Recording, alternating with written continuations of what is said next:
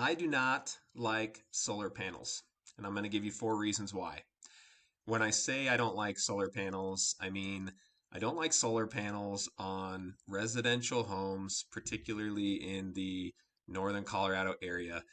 I've been, I'm a licensed real estate broker and property manager in northern Colorado, and I've been part of enough transactions, real estate transactions, um, and I've had enough involvement with solar panels on residential homes to to make a clear decision that I do not like solar panels. So here's 4 reasons why. Number one, they're expensive. You've got the average cost for an 8 kilowatt system on a residential home is just over $29,000. In my opinion, you're trading a monthly electric bill for just a long term financial obligation that is very often encumbered by your house.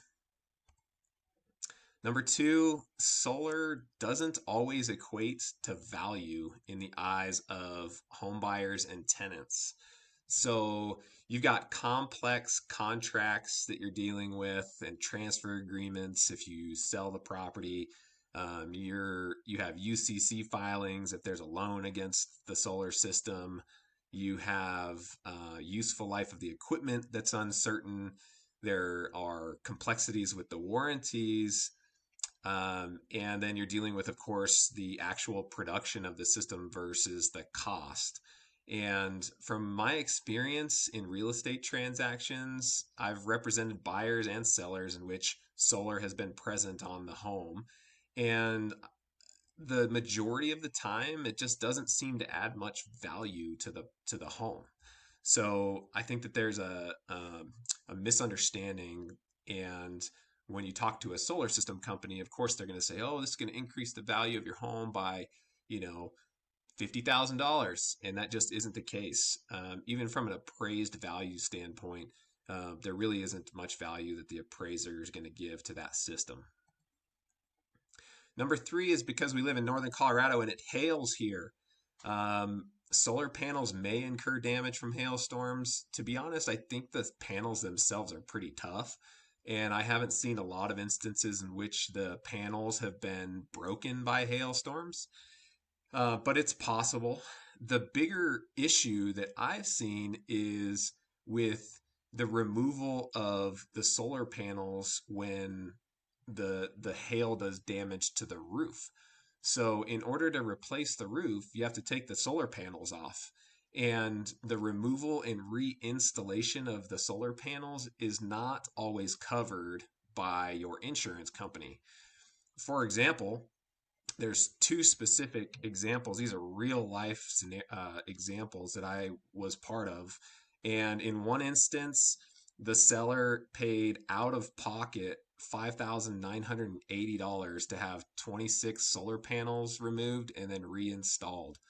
And then in the second situation was almost identical. It was $5,439. In the first case, I was representing a buyer who was buying a house. We did an inspection, noted that the roof had hail damage. The seller agreed to have the roof replaced, and they told us, they said, "Hey, our insurance company isn't covering this removal and reinstallation," and they had to pay it out of pocket. So that's a big deal and something that you should check into. And then number 4 is that the solar payoff timeline is almost always greater than the average length of home ownership. And so, let's use that 29,360. Say you pay that much for a solar system and you're saving $200 a month in electricity cost. It's going to take you 146.8 months to recoup that, and that's just over 12 years.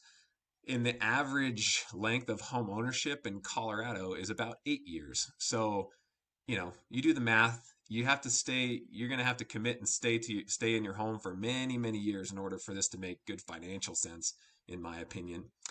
There's 2 examples here. One, these are both real scenarios, real estate transactions that I was a part of.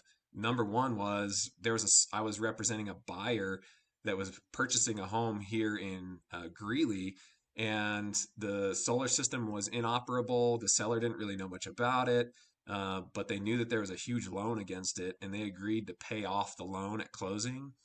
That reduced their equity in the property and their net sale proceeds by $38,000, more than $38,000. It was mind boggling, and that was a loan that was against the solar system. It had to be paid off at closing, and that lien had to be released from the property in order for the deal to work. And, it cost that seller 38 grand. And then in the second scenario, the seller paid just under $25,000 for their system in 2015. They sold the house in 2020, and they paid out of pocket an additional $5,400 for the removal and reinstall of the system or of the solar panels due to a roof replacement. And so I was representing the seller, and the buyer, they did end up assuming the remainder of the loan. So their remainder of the loan balance was 13 grand. So if you take the 24,882 and you add that 5,400 for the removal and reinstall that the seller paid, and then you take away the $13,000 that the buyer assumed, that left the seller with approximately 17 grand of out of pocket expenses for 60 months, which was $283 a month, is what that equates to. And, this was a 3-bedroom, 2.5 bath house with, two people living in it. So their electric bill was less than $283 a month.